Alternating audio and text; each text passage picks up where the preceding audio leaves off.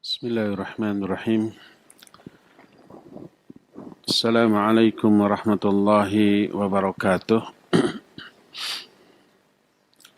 Alhamdulillahilladzi hadana lihadza wa ma kunna linahtadiya laula an hadana Allah. Wa ashhadu an la ilaha illallah wahdahu la syarika lah iqraran bihi wa tauhidan. وأشهد أن محمدًا عبده ورسوله صلى الله عليه وعلى آله وأصحابه وسلم تسليمًا مزيدا وبعد. Ikhwati fillah, a'azani Allah wa iyyakum. Baik hadirin jamaah Masjid Agung Al-Ukhuwah Bandung yang Allah muliakan, para pendengar Radio Roja Cilengsi untuk Jabodetabek dan sekitarnya, Radio Roja Lampung, Palembang, Berau, Pontianak, Tanjung Pinang, Surabaya, juga para pendengar Radio Al-Bayan Cianjur, Radio Tarbiyah Sunnah Bandung, Radio 1 Lombok, Radio Amuba di Pangkal Pinang, Radio Hidayah Pekanbaru, pemirsa Roja TV di mana saja Anda berada, pemirsa Asil TV, Surau TV, Ahsan TV, dan para netizen melalui Facebook, YouTube, Instagram,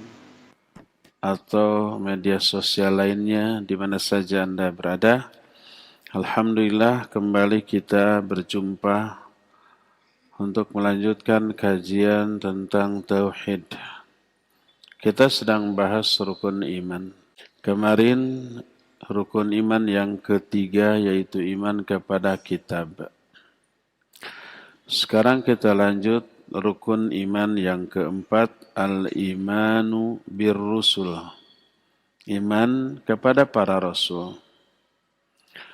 Beriman kepada para rasul termasuk salah satu pokok dari pokok-pokok keimanan. Para nabi dan para rasul adalah perantara antara Allah dan makhluknya dalam hal penyampaian risalah, wahyu, ajaran atau agama Allah, sekaligus merupakan iqamatul hujjah bagi makhluknya.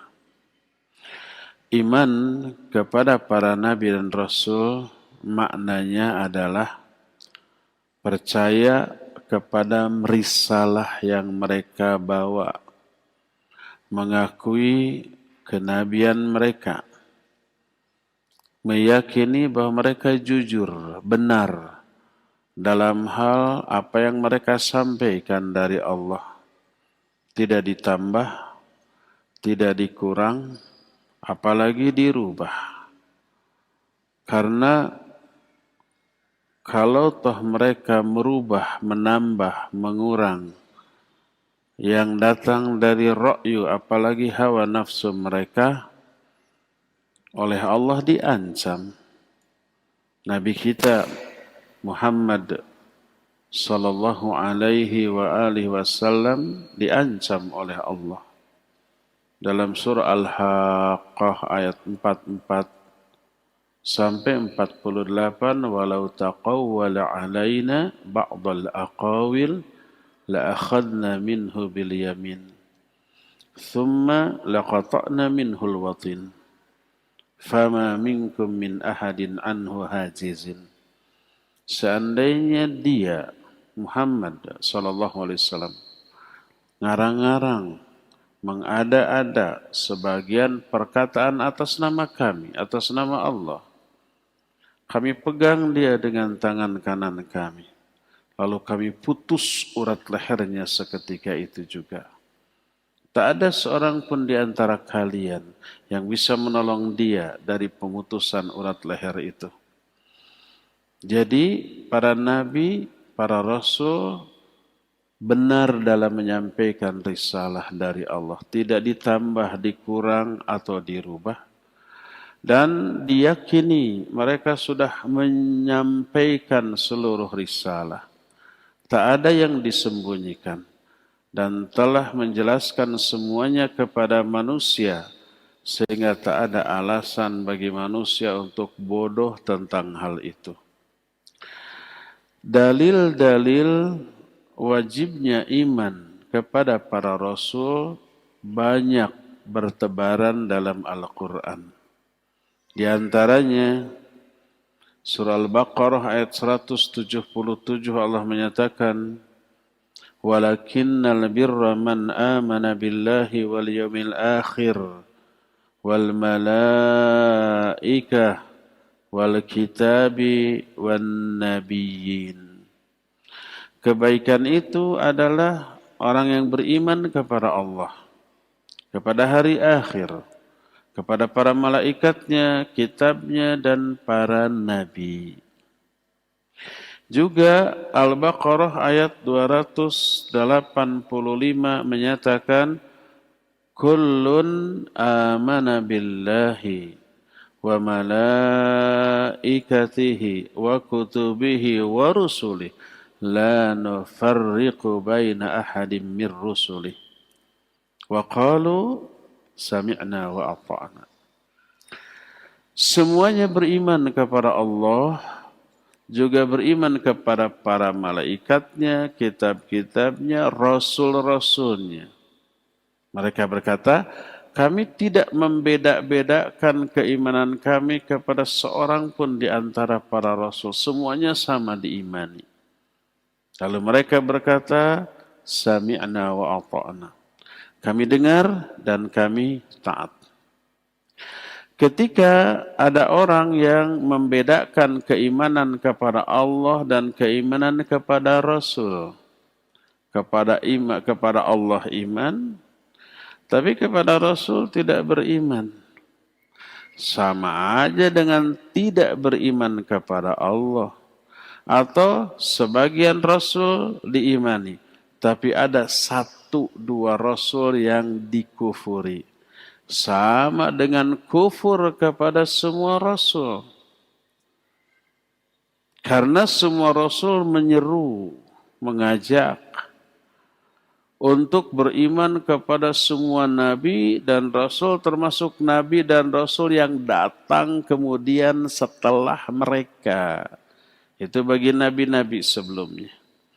Adapun bagi Nabi SAW, Nabi kita Muhammad SAW, penutup para Nabi, tidak ada lagi Nabi lain setelah beliau, maka tidak ada pernyataan nanti kalau datang Nabi baru beriman. Enggak ada, karena beliau penutup para Rasul.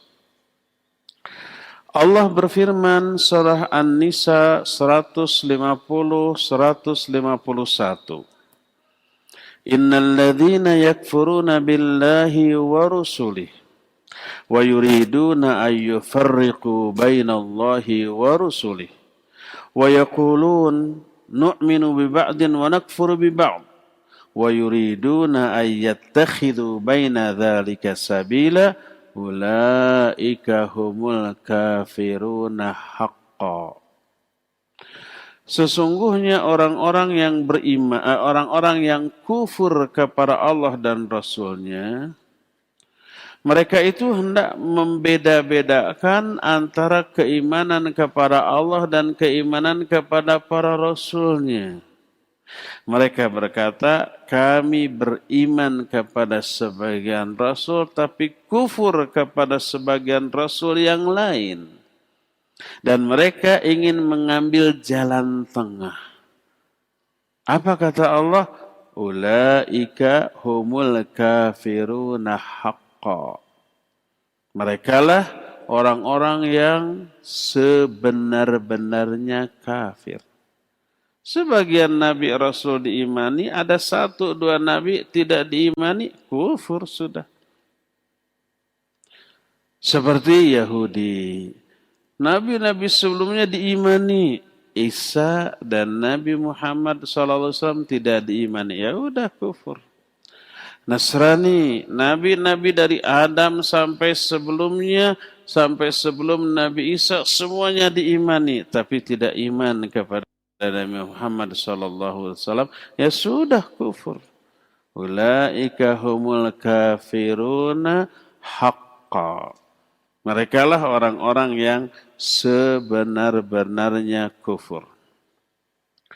Jadi dalam ayat-ayat tadi, Al-Baqarah, baik 177, 285, termasuk An-Nisa 150, 151 yang barusan dibacakan, semua menerangkan bahwa Allah menyandingkan antara beriman kepada Allah dan beriman kepada Rasul, kepada para malaikat, kepada kitab-kitab, yang menunjukkan keimanan itu iman yang tidak bisa dipisah-pisahkan. Satu kesatuan yang utuh.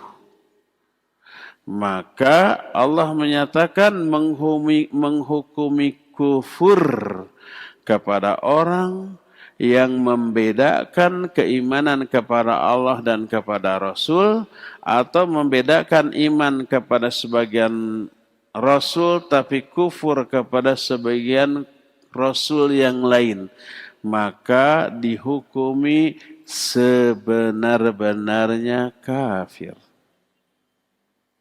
Orang mengklaim pengikut Nabiullah Isa alaihissalatu wassalam, tapi tidak beriman kepada kenabian Nabi Muhammad sallallahu alaihi wasallam, sama dengan kufur kepada ajaran yang dibawa oleh Nabi Isa. Karena Nabi Isa menyerukan, nanti tuh di akhir zaman setelah aku tidak ada nabi baru namanya Ahmad, wajib kalian beriman. Itu wasiat Nabi Isa. Diabadikan oleh Allah dalam Al-Quran. Wa idh qala Isa bin Maryam ya bani Israel inni rasulullahi ilaikum musaddiqan lima baina yadayya minat Taurat wa mubasysyiran bi rasulin ya'ti min ba'di ismuhu Ahmad. Surah As-Saff ayat yang ke-6. Ingat ketika Nabi Isa berkata, "Hai Bani Israel, sesungguhnya aku adalah utusan Allah kepada kalian yang membenarkan kitab yang ada pada diri kalian, yaitu Taurat. Dan aku memberi kabar gembira kepada kalian tentang akan adanya Nabi setelah aku, namanya Ahmad." Maksudnya Nabi Muhammad sallallahu alaihi wasallam. Wasiat tuh. Kalau umpamanya tidak beriman kepada Nabi setelah Nabi Isa, sama dengan tidak beriman kepada ajaran yang dibawa oleh Nabi Isa. Maka Allah menyatakan ulaika humul kafiruna haqqa. Mereka lah yang sebenar-benarnya kafir. Pada hakikatnya diutusnya para rasul kepada manusia merupakan nikmat terbesar dari Allah bagi manusia. Karena kebutuhan manusia kepada para nabi, para rasul, ini kebutuhan yang doruri, yang emergensi, yang sangat darurat. Tidak akan beres kondisi kehidupan manusia. Tidak akan lurus jalan hidup mereka. Kecuali dengan para nabi, para rasul yang membawa ajaran yang mengatur kehidupan manusia demi kemaslahatan mereka dunia akhirat. Maka manusia membutuhkan para nabi dan para rasul melebihi kebutuhan mereka akan makan, akan minum, akan pakaian dan tempat tinggal. Sandang, pangan, papan itu kebutuhan pokok bagi manusia. Tidak ada itu bisa mati. Tidak ada makanan mati.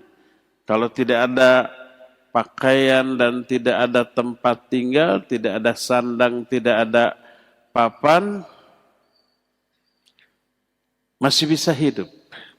Kalau tidak ada makanan bisa mati. Tapi 3 ini kebutuhan yang daruri, yang darurat, yang emergensi.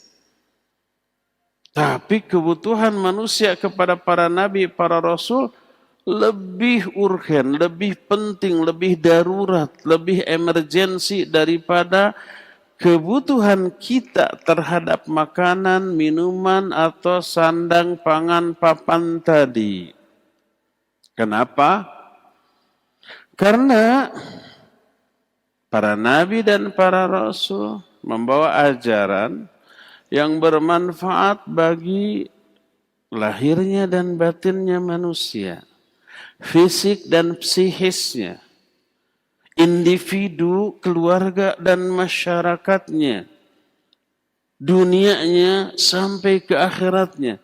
Jadi ajaran yang dibawa oleh para nabi itu mengatur seluruh aspek kehidupan manusia. Aspek lahirnya iya, aspek batinnya apalagi. Aspek pribadi iya, aspek keluarga dan masyarakatnya juga iya. Islam itu tidak mengajarkan manusia untuk egois, enggak. Asal benar sendiri, asal selamat sendiri, asal enak sendiri, enggak. Kalau benar, berusaha untuk sebanyak mungkin orang ikut benar. Kalau selamat, berupaya untuk sebanyak mungkin orang ikut selamat. Kalau bahagia, berupaya untuk sebanyak mungkin orang ikut bahagia. Itu ajaran Islam. Siapa yang egois, hanya mementingkan diri sendiri, nggak peduli orang lain itu mau susah, mau bahagia, mau butuh pertolongan atau tidak, mau terganggu oleh kita atau tidak, maka bukanlah muslim namanya. Al-muslimu man salimal muslimuna min lisanihi wa yadihi. Seorang muslim yang hakiki adalah muslim yang muslim lainnya selamat dari gangguan lisannya ataupun tangannya. Sangat hati-hati. Man kana yu'minu billahi wal yawmil akhir falyaqul khairan aw liyasmut. Falyukrim dhaifah, falyukrim jarahu. Itu keberlian Islam terhadap hubungan kita dengan masyarakat sekitar. Siapa yang iman kepada Allah dan hari akhir, jaga nih mulut. Jangan sampai menyakiti orang. Bicaralah yang baik atau diam. Hendaklah muliakan tamu, muliakan tetangga. Itu keberlian Islam dalam kehidupan bermasyarakat, dalam bersosialisasi. Tidak egois. Ya. Berdasarkan hal itulah maka para nabi yang membawa agama yang mengatur seluruh aspek kehidupan manusia, memberi ajaran yang memberi manfaat kepada mereka, menjelaskan apa yang madarat untuk dijauhi, memberikan rincian tentang syariat, memberi perintah, memberi larangan, menjelaskan mana yang boleh dan mana yang tidak, menerangkan apa yang dicintai oleh Allah dan yang dimurkainya. Dan untuk mengetahui semua itu, tidak ada cara lain kecuali dengan mengetahui ajaran yang dibawa oleh para rasul. Nggak bisa ditetapkan oleh akal. Pertama, akal manusia terbatas. Kedua, akal manusia berbeda-beda. Tergantung background pendidikan, tergantung kadar kecerdasan, tergantung kualitas daya analisa dia terhadap masalah, tergantung juga lingkungan. Dan dipengaruhi oleh apa? Obsesi, tendensi, ambisi, hawa nafsu. Itulah akal manusia. Maka produk akal manusia yang satu dengan yang lain berbeda-beda. Coba lihat tuh budaya. Budaya manusia kan hasil budidaya manusia, ya. Hasil olah fikir, olah rasa, kemudian diaplikasikan dalam kehidupan sosial menjadi kesepakatan manusia di tempat kita hidup, jadilah budaya. Budaya satu tempat dengan tempat lain sama apa beda? Beda. Bahkan ada yang bertubrukan, bertolak belakang satu sama lain. Itu produk akal manusia. Itu produk rasa manusia. Maka kebenaran yang diterapkan berdasarkan akal pasti nisbi, pasti relatif. Dianggap benar oleh seorang, disalahkan oleh orang yang lain. Dianggap bagus oleh seorang, dianggap buruk oleh manusia yang lain. Begitu produk akal. Maka untuk menyatukan kriteria baik dan buruk, benar dan salah, harus melalui wahyu. Itulah yang disampaikan oleh para rasul alaihimus salatu wassalam. Allah berfirman dalam Al-Quran, dalam surah Al-Baqarah 213 yang menunjukkan bila kebenaran, kebaikan, baik buruk, benar salah diserahkan kepada manusia, pasti berbeda. Pasti gontok-gontokan. Pasti ada kontradiksi, pasti ikhtilaf. Allah menyatakan, kanan nasu ummatan wahidah. فبعث الله النبيين مبشرين ومنذرين وأنزل معهم الكتاب بالحق ليحكم بين الناس فيما اختلفوا فيه. Kata Allah, dulunya manusia ini merupakan satu umat yang bersatu padu, tidak berpecah belah, diikat oleh tauhid yang sama, yang benar.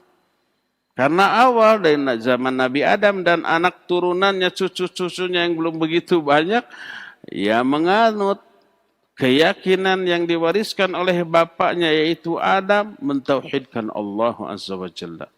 Terus bersatu padu, kata Ibnu Abbas, sampai 10 generasi. Itu enggak ada ikhtilaf, tidak ada perbedaan. Terus muncul perbedaan ikhtilaf setelah ada penyimpangan. Setelah ada syirik, setelah ada kufur, setelah ada kebid'ahan di bidang akidah dan keyakinan, muncul ikhtilaf. Dari sana lahir syirik. Dari sana lahir kufur. Dari sana lahir penyimpangan di bidang keyakinan. Maka faba'athallahu an-nabiyina مبشرين ومنذرين وأنزل معهم الكتاب بالحق ليحكم بين الناس فيما اختلفوا فيه. Lalu Allah utus kepada mereka setelah mereka menyimpang, setelah ada ikhtilaf. Allah utus kepada mereka para nabi, memberi kabar gembira, memberi peringatan. Allah turunkan bersamaan dengan para nabi itu kitab-kitab dengan sangat benar untuk menghukumi di kalangan manusia tentang perkara yang diikhtilafkan di kalangan mereka. Ikhtilaf ini sekali lagi lahir dari terlibatnya akal, hawa nafsu, perasaan, intuisi masuk menjadi keyakinan sebagian manusia. Akal mereka, intuisi mereka, bisikan hati mereka, olah rasa mereka berbeda-beda. Hasil output yang dilahirkan dari proses berpikir, proses mengolah rasa dan seterusnya, terjadi perbedaan. Lahirlah perbedaan keyakinan, ikhtilaf. Baru tuh Allah utus para nabi, para rasul, memberi kabar gembira, memberi peringatan, diturunkan juga kitab untuk menghukumi yang benar tuh ini nih, yang keliru itu, yang bagus tuh ini nih, yang jelek tuh itu tuh. Barulah orang kembali sepakat tentang kriteria kebenaran. Kriteria bagus tidaknya sesuatu, buruk atau jeleknya sesuatu. Itu kembali kepada kriteria yang Allah tetapkan, yang disampaikan melalui para nabi dan para rasul. Kebutuhan manusia terhadap risalah, terhadap agama, terhadap wahyu, jauh lebih besar dari butuhnya orang sakit terhadap dokter dan pengobatannya. Orang yang sakit butuh dokter untuk minimal mengurangi kadar sakitnya, maksimalnya menyembuhkan. Dan ketika dokter tidak ada, dia lebih lama menderita. Penyakitnya tidak berkurang, bahkan tambah parah. Karena tidak ada pengobatan, tidak ada tindakan pengobatan yang dilakukan oleh ahlinya. Kebutuhan si pasien, si sakit kepada dokter dan obat urgen, doruri sifatnya, bisa mengancam apa? Nyawa, bisa menimbulkan madarat yang sangat besar. Besar sekali itu kebutuhan si sakit kepada dokter. Tapi kebutuhan manusia terhadap risalah, terhadap agama jauh lebih besar lagi daripada itu. Kenapa?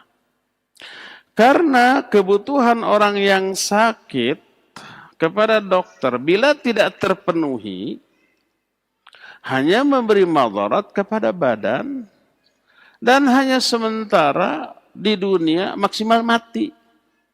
Itu kan? Tapi orang tanpa risalah, tanpa tuntunan wahyu, tanpa agama, yang terancam itu jiwanya, hatinya. Parah tuh. Terjerumus ke dalam syirik, kepada kufur, kepada bidah, kepada maksiat. Dan bahayanya tidak hanya di dunia sampai ke akhirat. Bahayanya tidak hanya kepada jiwa semata-mata, tapi juga kepada badan. Orang yang melanggar larangan Allah, baik larangan di bidang sosial, muamalah, termasuk larangan pribadi terhadap makanan dan minuman. Itu kenapa dilarang? Pasti ada madarat ke badan juga. Larangan mabuk. Selain merusak jiwa, pikiran, otak, juga merusak kepada badan. Iya. Merokok. Selain juga merusak kepada mental, pikiran, juga merusak badan, iya. Bukan badan luar saja, tapi badan bagian vital di dalam. Merusak jantung, paru-paru, dan organ-organ vital di dalam. Saking bahaya sampai pemerintah nggak ragu-ragu lagi memberi peringatan. Yang wajib dicantumkan dalam setiap bungkus rokok. Apa peringatannya? Merokok membunuhmu. Ada yang protes? Tidak ada tuh. Tidak ada. Karena yakin semuanya tahu. Ya enggak? Jadi apa yang Allah larang tidak hanya merusak jiwa, tapi juga merusak tubuh kita, raga kita. Termasuk diharamkannya beberapa perbuatan di aspek sosial, dalam kehidupan sosial. Dilarang mengganggu tetangga, dilarang umpamanya melakukan perbuatan riba, mencuri, membunuh, memfitnah, menggibahi. Itu tidak sekedar merusak jiwa, tapi juga raga. Kita tahu dan ilmu kedokteran semuanya mengakui bahwa penyebab pokok lahirnya penyakit badan itu karena apa? Karena kondisi jiwa. Jiwa yang sering stres, resah, gelisah, depresi, itu cenderung sangat mudah untuk terkena penyakit lahir. Ya enggak? Kolesterol naik, asam urat naik, kadar gula dalam darah naik, tensi naik. Semua itu dipengaruhi oleh siapa? Oleh apa? Oleh aspek batin. Makanya orang yang terkena penyakit-penyakit itu, dokter semua menyarankan jaga Pak, Bu ya, jangan sampai stres. Jangan sampai depresi, karena stres dan depresi berpengaruh kepada penyakit lahir, penyakit badan. Ya. Walhasil, kebutuhan manusia terhadap risalah yang dibawa oleh para nabi dan para rasul terhadap agama lebih besar dibanding kebutuhan seorang pasien terhadap dokter dan pengobatannya. Karena penyakit lahiriah yang tidak diobati hanya berdampak buruk. Pertama pada badan, kedua hanya sementara di dunia, maksimalnya mati sudah beres. Tapi kalau tidak terpenuhinya kebutuhan batin dengan datangnya risalah, wahyu, agama, tidak ada agama, tidak ada risalah, tidak ada para nabi yang membawa ajaran agama itu kepada kita, maka dampaknya ya batin kita, ya lahir kita, ya dunia kita, ya juga sampai ke mana? Ke akhirat. Keberadaan makhluk di muka bumi hanya selama dampak dari risalah ini masih ada. Kalau risalah ini, wahyu ini, agama ini sudah tidak ada lagi di muka bumi, maka hancurlah alam jagat raya ini. Kiamat itu terjadi karena sudah tidak ada lagi risalah. Tidak ada lagi agama yang teraplikasi. Bersabda Rasul sallallahu alaihi wasallam, "La taqumus sa'ah hatta la yuqala fil ard Allah Allah." Tidak akan terjadi hari kiamat. Sampai di muka bumi ini tidak ada lagi orang yang menyebut nama Allah. Tidak ada lagi orang yang beriman. Tidak ada lagi orang yang bertauhid. Semua orang syirik, semua orang kufur, semua orang bid'ah, seorang maksiat. Barulah saat itu terjadi kiamat. Di saat dampak dari risalah Allah sudah tidak ada. Agama Allah sudah tidak teraplikasi lagi. Hancur dunia ini. Sebelum itu, sebelum hancur alam jagat raya, Allah sudah menyisir, mensweeping terlebih dahulu. Orang-orang yang masih ada iman dalam hatinya walaupun sedikit. Dikirim angin yang halus, ya enggak? Siapa saja orang yang di dalam hatinya ada iman walaupun sekecil debu, kecil sekali. Terkena angin itu akan bagaimana? Akan mati. Mati semua. Sehingga di alam jagat raya ini tidak ada satupun orang yang beriman. Manusia yang hidup di sana seburuk-buruk manusia yang pernah hidup. Di zaman itu, di generasi itu, di kondisi manusia seperti itulah kiamat terjadi. Karena apa? Agama sudah tidak ada bekasnya walaupun hanya satu titik. Risalah Allah sudah tidak ada yang tersisa di muka bumi. Ngapain dibiarkan hidup? Dihancurkanlah alam jagat raya ini oleh Allah Subhanahu wa ta'ala. Lihat betapa pentingnya risalah ini. Agama ini yang dibawa oleh para nabi dan para rasul. Selama agama ini masih ada di muka bumi, masih diamalkan orang, diyakini orang, apalagi didakwahkan orang, selama itu kehidupan masih ada. Di saat agama ini tidak tersisa setitik pun, maka kehancuran alam jagat raya ini tinggal menunggu waktu. Itulah pentingnya risalah yang dibawa oleh para nabi dan para rasul. Di kalangan para nabi dan para rasul ada yang namanya disebut. Tapi ada juga yang namanya tidak disebut. Maka rasul-rasul yang namanya disebut oleh Allah Azza wa Jalla dalam Al-Quran wajib kita imani secara khusus. Mereka itu ada 25 nabi. 18 diantaranya oleh Allah diterangkan dalam Al-Quran dalam surah Al-An'am mulai dari 83 sampai 86. Allah berfirman, wa tilka hujjatuna atainaha Ibrahim ala qaumih. Itulah hujjah kami. Kami berikan hujjah ini berupa risalah kepada Ibrahim untuk disampaikan kepada kaumnya. Lalu Allah menyebut ada 18 nabi setelah itu dalam ayat tersebut. Lalu di ayat yang ke-86 di kalimat terakhir, wa kullan faddalna 'alal alamin. Semua nabi itu kami istimewakan di atas seluruh makhluk. Kami utamakan di atas makhluk yang lainnya. Itu 18. 7 lain diantaranya diterangkan di dalam ayat-ayat lain secara terpisah-pisah. Total generalnya ada 25.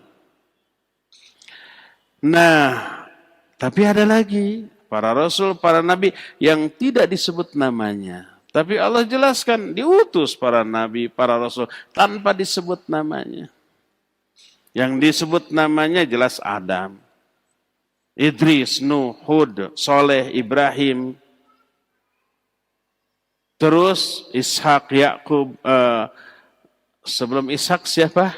Ismail, Ishak, Yakub, Yusuf, Ayub, Syuaib, Harun, Musa, Ilyasa, Dzulkifli, Daud, Sulaiman, Ilyas, Yunus, Zakaria, Yahya, Isa, Muhammad. Semua 25. Disebut semuanya dalam Al-Quran. Mulai dari Adam, Idris, Nuh, Hud, Soleh, Ibrahim, Lut, Ismail, Ishak, Yakub, Yusuf, Ayub, Syuaib, Harun, Musa, Ilyasa, Dzulkifli, Daud, Sulaiman, Ilyas, Yunus, Zakaria, Yahya, Isa, dan Muhammad sallallahu alaihi wasallam. 25 disebutkan di dalam Al-Qur'anul Karim. Ada yang tidak disebut. Maka nabi dan para rasul yang tidak disebut namanya dan tidak diceritakan kisahnya wajib kita imani secara mujmal, secara global. Allah berfirman dalam Ghafir ayat 78, surah Al-Mu'min ayat 78. Nama lain dari surah Ghafir. Kata Allah, "Walaqad arsalna rusulan min qablika minhum man qasasna 'alaika wa minhum man lam naqsus 'alaik." Dan sungguh kami telah utus para rasul sebelum engkau, hai Muhammad. Di antara mereka ada yang kami ceritakan kisahnya kepadamu. Namanya juga disebut. Dan di antara mereka, di antara para rasul itu ada yang tidak kami ceritakan kepadamu. Dan namanya juga tidak disebut. Yang namanya tidak disebut, wajib kita imani secara mujmal, secara global. Dalam surah An-Nisa ayat 164 Allah berfirman, wa rusulan qad qasasnahum 'alaika min qabl wa rusulan lam naqsushum 'alaik. Ada rasul yang telah kami ceritakan kepada kamu tentang mereka dari sebelumnya, dan ada para rasul yang tidak kami ceritakan tentang mereka kepadamu. Berdasarkan hal itulah maka para nabi yang namanya disebut dalam Al-Quran 25 dan yang tidak disebut namanya jauh lebih banyak lagi. Yang tidak disebut kita imani secara global, secara umum. Yang disebut namanya kita imani secara khusus bahwa ada nabi yang namanya Anu, musuh besarnya si Anu, dengan kisah yang Allah ceritakan di dalam Al-Quran. Timbul pertanyaan, apa perbedaan antara nabi dan rasul? Perbedaan antara nabi dan rasul adalah, pertama, rasul itu seorang manusia dan laki-laki. Tidak ada nabi wanita. Tidak ada nabiyah. Semua nabi laki-laki dari kalangan manusia. Tidak ada dari kalangan jin. Karena tidak adanya keterangan dari Al-Quran Dan dari hadis yang sahih tentang hal itu. Kalau dari kalangan para malaikat, ya ada Rasul di kalangan para malaikat. Sebagaimana ayatnya nanti kita bahas. Adapun dari kalangan jin tidak ada. Jin mengikuti Rasul dari kalangan manusia. Tergantung Rasul yang diikuti, Rasul yang hidup di zaman para jin itu hidup. Kalau ternyata hidup di zaman beberapa nabi, ya nabi terakhir yang harus diikuti. Rasul itu manusia, tidak ada jin. Dan laki-laki, tidak ada wanita. Diberi wahyu berupa syariat dan diperintahkan untuk disampaikan. Jadi kriteria Rasul pertama manusia, bukan jin. Kedua laki-laki. Bukan wanita, apalagi banci. Ketiga, diberi wahyu. Keempat, disuruh, diperintahkan untuk diapakan? Disampaikan. 4 kriteria Rasul. Adapun Nabi, hanya 3. Pertama, dia manusia. Kedua, laki-laki. Ketiga, diberi wahyu berupa syariat, tapi tidak diperintahkan untuk disampaikan kepada manusia. Hanya untuk dirinya dan keluarganya. Seperti siapa contohnya? Adam alaihissalatu wassalam, karena tidak ada manusia lain di zaman itu selain beliau dan keluarganya. Seperti Nabi siapa lagi? Khidir alaihissalatu wassalam. Ya, tidak diperintahkan untuk disampaikan kepada yang lainnya dan seterusnya. Ya, oleh karena itu setiap Rasul pasti Nabi, tapi tidak setiap Nabi itu Rasul. Maka Rasul yang pertama diutus oleh Allah ke muka bumi ini adalah Nuh dan bukan Adam. Karena Adam adalah Nabi dan bukan Rasul. Dari sini pula sebagian ulama di antara Syekh Al-Utsaimin rahimahullahu ta'ala menyatakan bahwa yang pertama kali hidup di kalangan para Rasul adalah Nuh dan bukan Idris. Sebab sebagian ulama menyatakan Idris lebih dahulu daripada Nuh. Ada yang menerapkan urutan Adam, Idris, Nuh, Hud, Saleh, Ibrahim, dan seterusnya. Padahal Allah menyatakan, Rasul SAW juga menjelaskan dalam salah satu hadisnya, Rasul yang pertama kali diutus ke muka bumi siapa? Nuh alaihi salatu wassalam dan bukan Idris. Dan ini menjadi dalil bahwa Nabi Idris yang beliau sekaligus Rasul juga diutusnya setelah Nuh alaihi salatu wassalam dan bukan sebaliknya. Adapun Nabi kadang diutus kepada orang di luar keluarganya, tapi hanya kepada orang-orang mukmin dengan syariat yang disebarkan oleh nabi-nabi sebelumnya. Seperti para nabi di kalangan Bani Israel. Mereka memerintahkan dengan syariat yang terdapat dalam kitab Taurat. Taurat itu diturunkan kepada Nabi siapa? Nabi Musa alaihi salatu wassalam. Maka nabi-nabi setelah Nabi Musa membawa ajaran Nabi Musa yang bersumber kepada kitab Taurat. Nabi-nabi setelah itu banyak setelah Nabi Musa, tapi tidak diberi syariat baru. Mereka menyampaikan risalah yang dibawa oleh Nabi Musa yang bersumber pada kitab Taurat. Kadang-kadang kepada mereka diberi wahyu yang khusus dalam perkara-perkara tertentu. Maka itu Nabi. Adapun para Rasul mah diutus kepada kaum kufar. kaum musyrikin. Diutus mendakwahi mereka kepada tauhidullah dan kepada ibadah kepada Allah. Para rasul itu diutus kepada orang-orang yang menyimpang, yang mendustakan risalah para nabi sebelumnya. Dari sinilah kita mengetahui tugas para rasul jauh lebih berat daripada tugas para nabi. Kalau orang beriman yang didakwahi, sedikit tantangannya. Paling ada munafikin. Tapi kalau berdakwah kepada orang kafir, wah lebih berat. Hujahnya harus lebih kuat. Mentalnya harus lebih siap. Ya, penentangan dan fitnah serta musibah atau risiko yang diterima jauh lebih dahsyat. Dari sinilah para rasul lebih afdal, lebih utama daripada para nabi.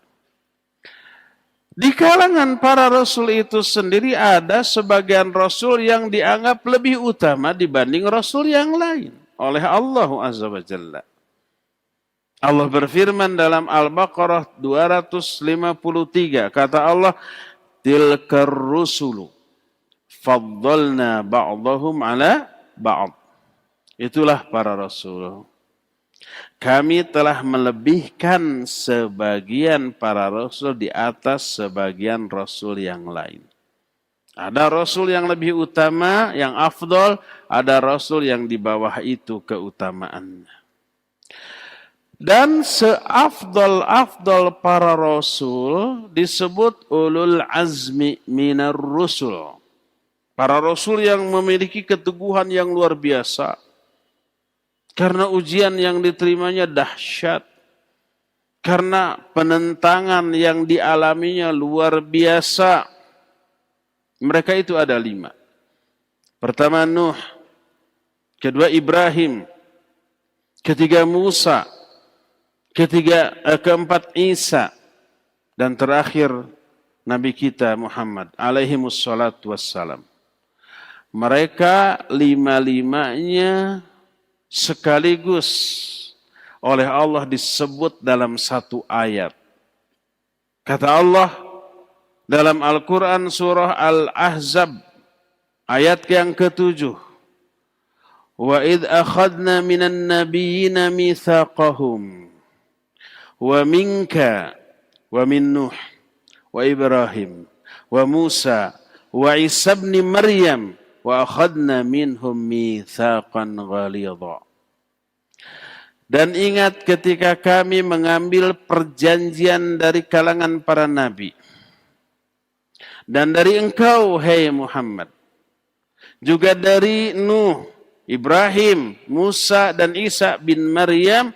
Dan kami telah mengambil dari mereka perjanjian yang sangat dahsyat. 5 Rasul ini disebut oleh Allah dalam satu ayat. Juga dalam surah Asy-Syura ayat 13 Allah berfirman, syara'a lakum minad din ma wassa bihi Nuhan walladzi auhayna ilaik wa ma wassayna bihi Ibrahim wa Musa wa Isa an aqimud dina fala tatafarraqu fi. Allah telah mensyariatkan kepada kamu berupa agama ini. Agama ini pula yang telah Allah wasiatkan kepada Nuh. Yang juga telah kami wahyukan kepada engkau, hai Muhammad. Dan juga telah kami wasiatkan kepada Ibrahim, kepada Musa, dan kepada Isa. 5-limanya disebut. Nabi Muhammad SAW, Nuh, Ibrahim, Musa, dan Isa. Itulah ulul azmi minar rusul. Mereka seutama-utama di kalangan para rasul. Jadi di antara semua nabi, yang paling utama adalah para rasul. Setiap rasul pasti nabi.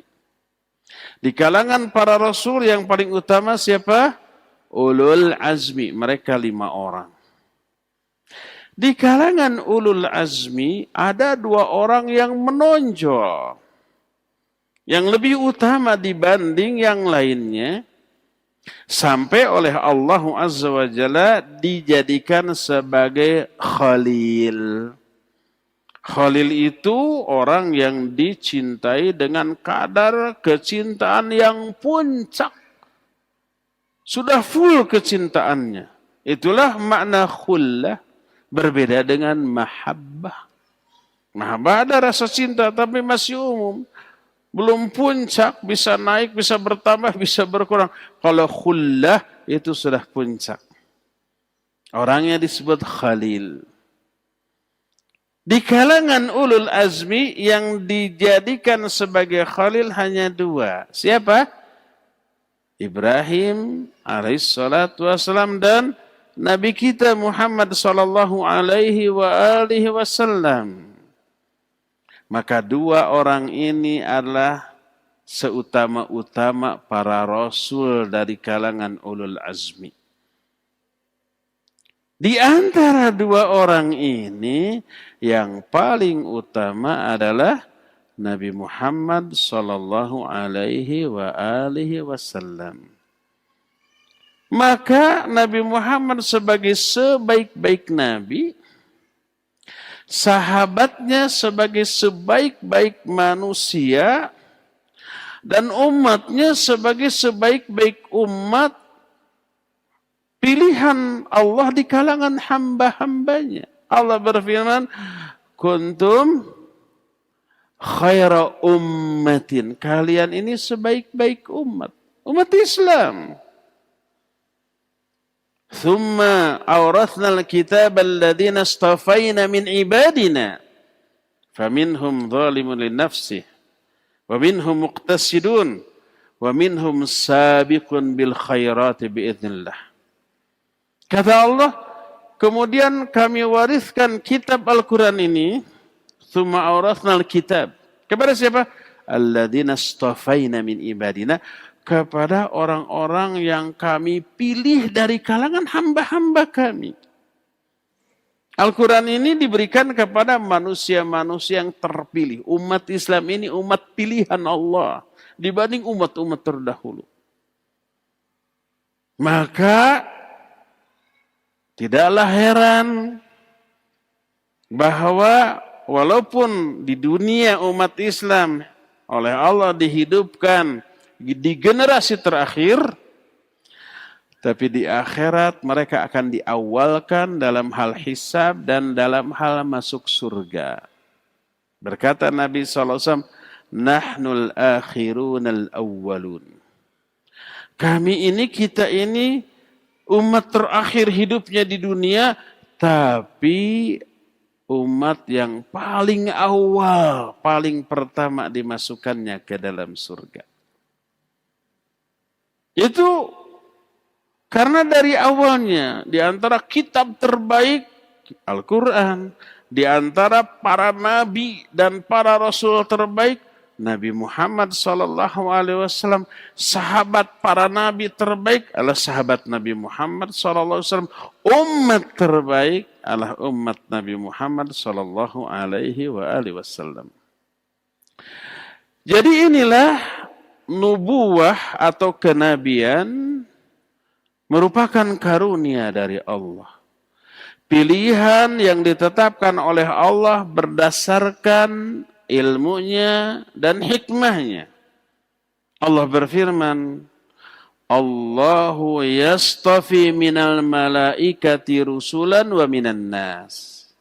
Allah lah yang telah memilih dari kalangan para malaikat beberapa rasul dan juga dari kalangan manusia. Jadi di kalangan malaikat ada para rasul. Rasul di kalangan para malaikat, utusan, dan juga di kalangan manusia. Kenabian itu bukan sesuatu yang bisa diikhtiarkan oleh manusia. Dengan ikhtiar, perjuangan, ibadah yang sungguh-sungguh, dengan memperdasyat, memperhebat ketakwaan, ketaatan, amal soleh, dengan membersihkan jiwa sebisa-bisa bersih-bersihnya, dengan memuliakan akhlak semulia-mulianya, lalu dicapailah derajat kenabian. Enggak begitu. Tapi di kalangan manusia, kalangan kaum filosof, kemudian kalau filosof kan pada dasarnya ateis, diikuti oleh orang-orang yang memasukkan metodologi filsafat dalam memahami Islam. Masuk ke tasawuf, masuk juga ke kaum aqlaniyun. Di kalangan kaum filosof ada yang menetapkan bahwa filosof tertentu, ahli filsafat tertentu sebagai nabi. Ada kan yang menyatakan umpamanya Sokrates sebagai seorang nabi dan ahli filsafat lain. Karena apa? Menurut mereka kenabian itu bisa dicapai, bisa diperoleh, bisa diikhtiarkan dengan perjuangan yang amat sangat sungguh-sungguh, melakukan riyadhah, pelatihan spiritual. Lalu mereka menetapkan ada 3 kriteria kenabian yang terdapat dalam diri seorang dan bisa diraih. Pertama, al-quwatul ilmiyah. Kekuatan ilmiah, kecerdasannya, ketajaman daya analisanya, kekuatan tafakurnya, melahirkan kalimat-kalimat bijak, kalimat-kalimat indah dan yang sejenisnya. Lalu diklaim mereka memperoleh semuanya itu, ilmu tersebut tanpa belajar. Yang disebut dengan sebutan ilmu laduni. Ini kriteria pertama. Kedua, quwwatut takhayyul, kekuatan berkhayal di dalam dirinya. Sehingga saking dahsyatnya khayalan mereka, mereka sering mengalami peristiwa-peristiwa gaib yang mereka katakan sebagai pengalaman spiritual yang tidak bisa dicapai oleh orang awam. Padahal ya mungkin benar, tapi keterlibatan setan dari kalangan bangsa jin. Dan yang ketiga, quwwatu ta'sir finnas. Kuatnya, besarnya dampak mereka dalam kehidupan di tengah-tengah manusia. Mereka memiliki kekuatan luar biasa yang disebut dengan karomah. Padahal sihir, di kalangan mereka ada yang tidak terbakar dengan api. Di kalangan mereka ada yang bisa terbang. Di kalangan mereka ada yang bisa berada di beberapa tempat di waktu yang sama. Di sini ada, di sono ada, padahal di sana jin korinnya. Dan seterusnya. Tapi itu ditetapkan sebagai kriteria kenabian oleh para filosof. Ya. Nah, jadi mereka menganggap derajat kenabian bisa diraih, bisa dicapai. Dan inilah yang diikhtiarkan oleh kaum sufi. Dibantah oleh Al-Quranul Karim tentang hal ini. Allah berfirman, wa idza ja'atsum ayatun qalu lan nu'mina hatta nu'ta mithla ma utiya Rasulullah. Allahu a'lamu haitsu yaj'alu risalatahu. Kata Allah Azza wa Jalla, apabila datang kepada mereka satu ayat, mereka berkata, kami tidak akan beriman kepada ayat ini sebelum kami juga diberi apa yang Allah berikan kepada para rasul. Beri juga kami dong seperti itu tuh. Kalau ayat, beri juga ayat. Kalau mujizat, beri juga mujizat. Kata Allah, Allahu a'lamu haitsu yaj'alu risalatah. Allah lebih tahu kepada siapa risalah ini diberikan. Yang jelas risalah kenabian, kerasulan, tidak akan Allah berikan kepada sembarang orang. Tapi kepada manusia terbaik di zaman diturunkannya risalah tersebut. Allah berfirman, Allahu yastafi minal malaikati rusulan wa minan nas. Allah lah yang memilih utusan-utusan Baik dari kalangan para malaikat ataupun dari kalangan para nabi. Allah yang memilih. Jadi, kenabian adalah pilihan Allah. Yang didasarkan kepada sifat hikmahnya dan ilmunya kepada orang yang paling layak di kalangan hamba-hambanya di zaman itu, bukan suatu prestasi yang bisa dicapai, diikhtiarkan dengan berbagai macam jenis ikhtiar pun dari kalangan manusia. Memang benar, para nabi alaihi wassalatu wassalam memiliki keistimewaan tentang perkara-perkara tadi. Para nabi adalah orang-orang tercerdas. Para nabi adalah orang-orang yang terbersih hatinya di zaman itu. Para nabi adalah orang-orang yang termulia akhlaknya di zaman itu. Para nabi adalah orang-orang yang paling jujur, paling bisa dipercaya. Pendeknya para nabi adalah manusia-manusia terbaiknya di zaman tersebut. Ya. Lalu apa saja bukti-bukti kenabian? Bukti-bukti kenabian kita akan bahas di hari Jumat yang akan datang. Sekarang waktu untuk menjelaskan sudah habis. Kriteria kafah. Masuk Islam secara kafah.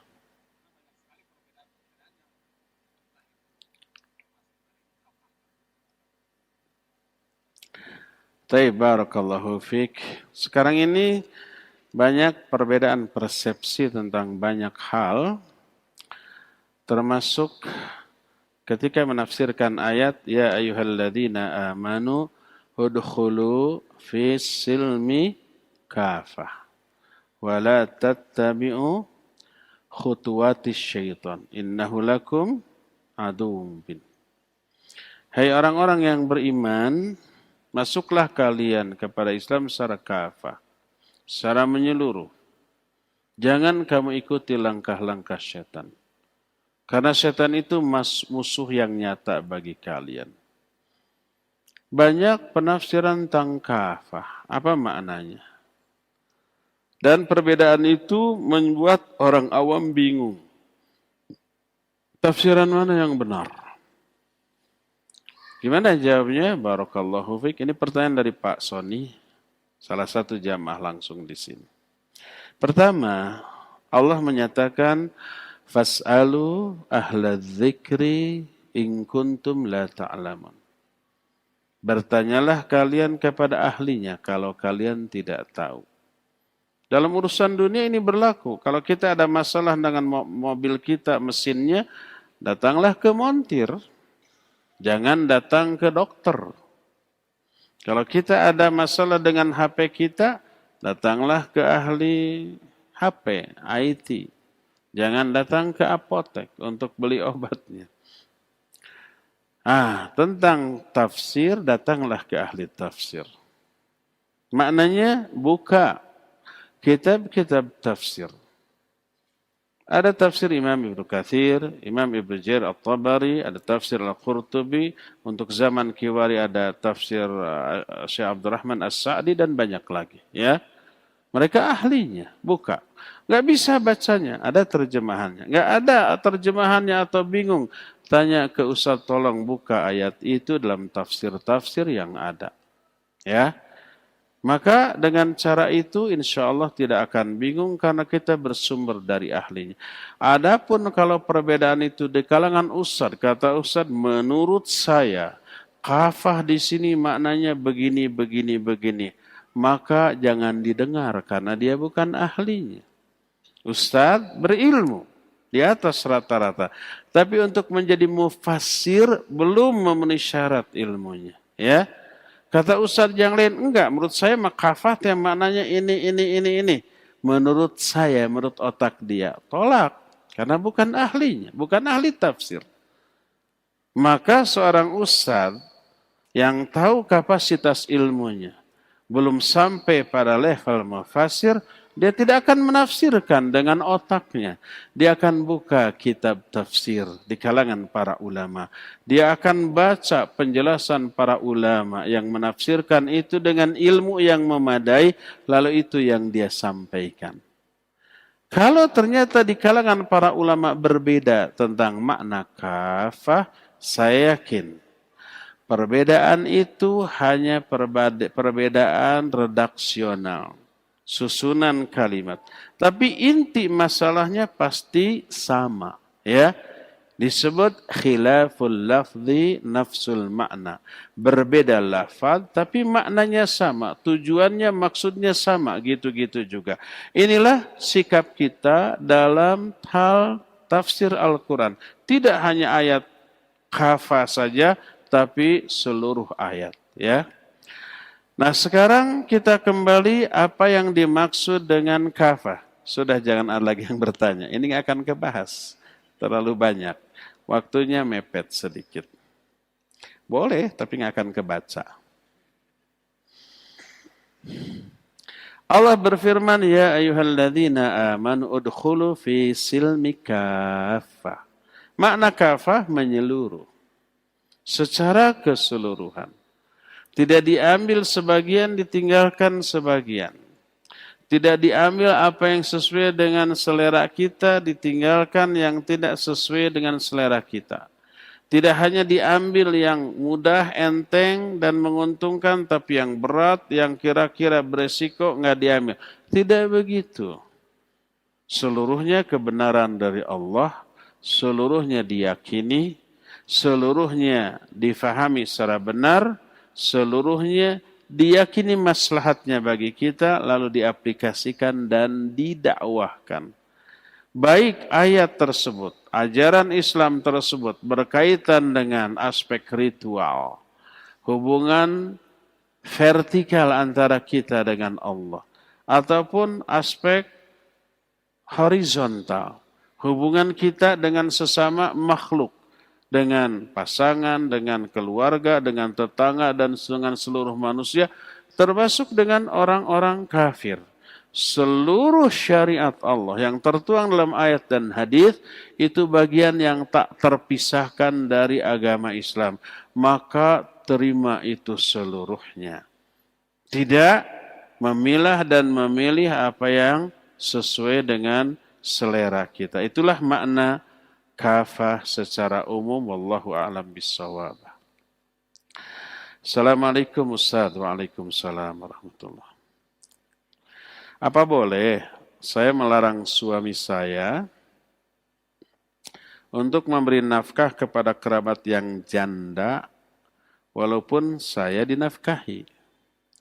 Karena saya cemburu dan harta berkurang. Pertama cemburu, kedua pelit.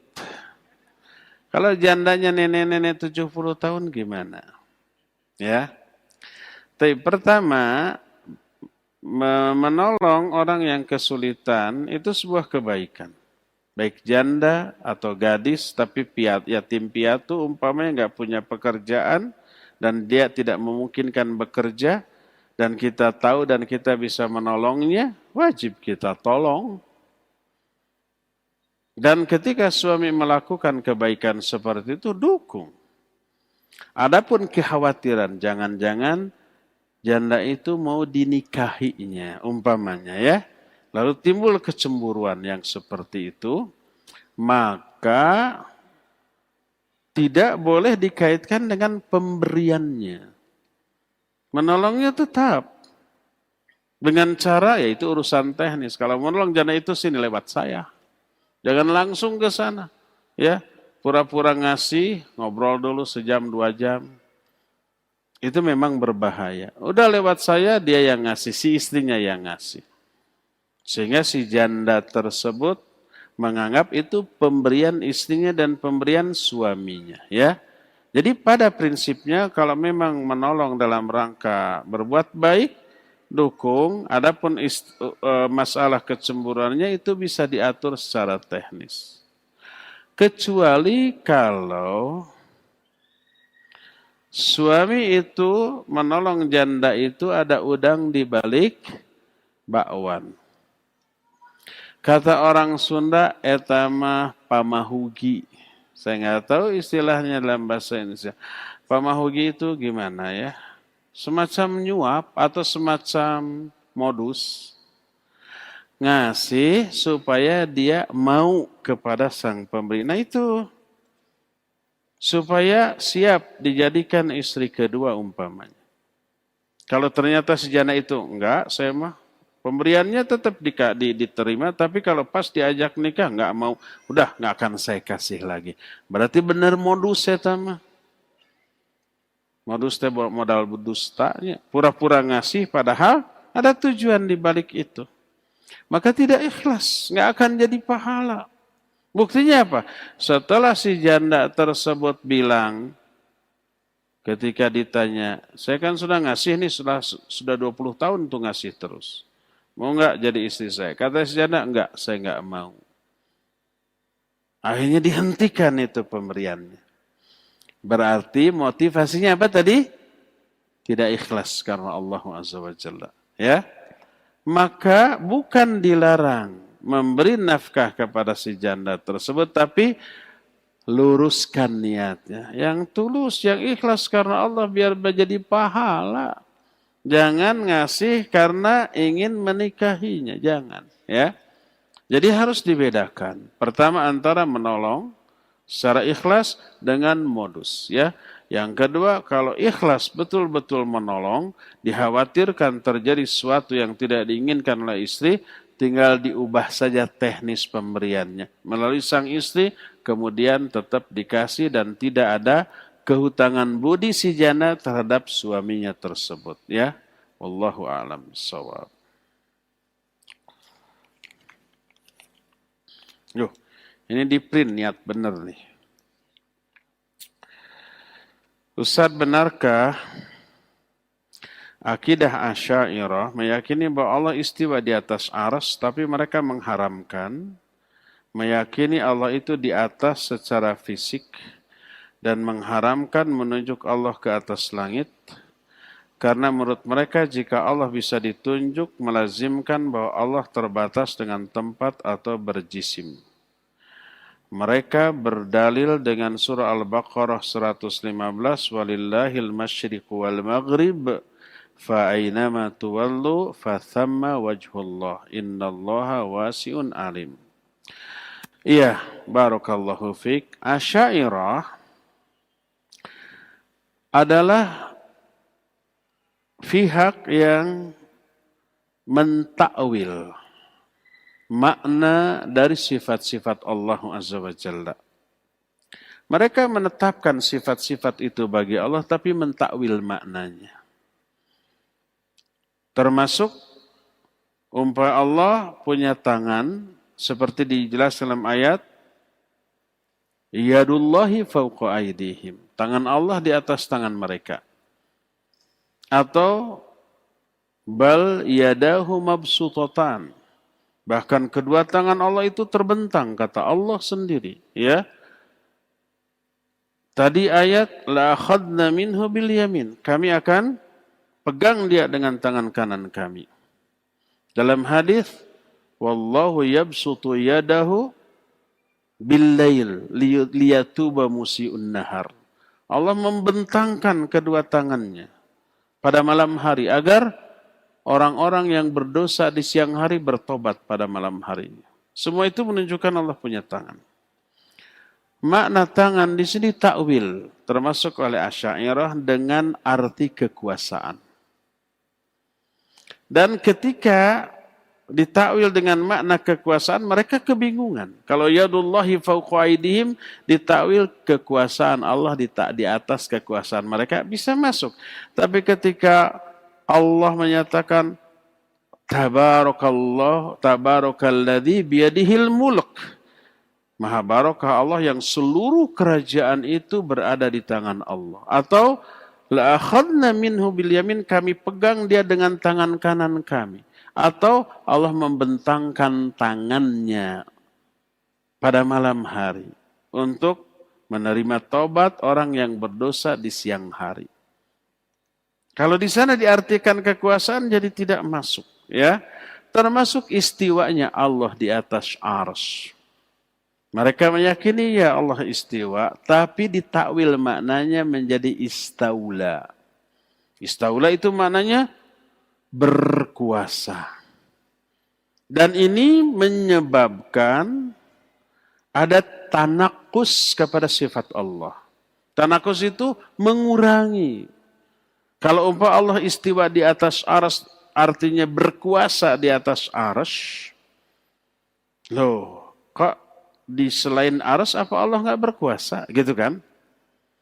Kedua, istaula maknanya berkuasa setelah dia merebut apa yang dikuasai. Sebelum itu dikuasai oleh pihak lain. Lalu direbut. Lalu dikuasai. Itu maknanya istaula. Dengan demikian kalau diartikan istaula maknanya dulu arsy ini dikuasai oleh selain Allah. Oleh Allah direbut lalu dikuasai. Itu kan maknanya. Dan itu menunjukkan kekurangan pada diri Allah. Maka tidak boleh mengartikan istiwa dengan makna istaula alias menguasai. Seperti itu. Ya. Nah, inilah yang menyebabkan mereka dianggap menyimpang karena dari takwil melahirkan ta'til. Ta'til itu mengingkari atau menolak. Enggak, Allah enggak ada di atas arsy. Di atas arsy itu maknanya menguasai. Oh enggak, Allah itu enggak punya tangan. Tangan itu di sana maknanya adalah kekuasaan. Lalu ketika sampai innallaha sami'un basir, Allah mendengar dan melihat. Lalu dikatakan Allah tidak mendengar, tidak melihat.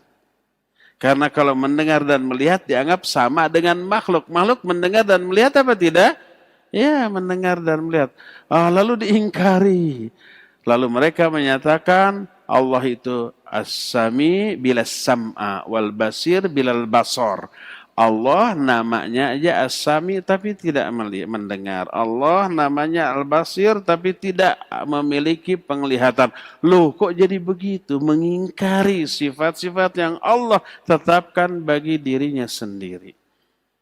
Oleh karena itulah maka di sini letak bahayanya takwil berakibat kepada ta'til. Ta'til itu mengingkari sifat-sifat yang Allah tetapkan untuk dirinya sendiri. Wallahu a'lam bishawab. Cukup ya, sampai di sini waktunya sudah cukup bagi kita. Insyaallah kita akan lanjut di hari Jumat yang akan datang. Subhanakallahum bihamdik asyhadu an la ilaha illa anta astaghfiruka wa atubu ilaik walhamdulillahirabbil alamin. Wassalamualaikum warahmatullahi wabarakatuh.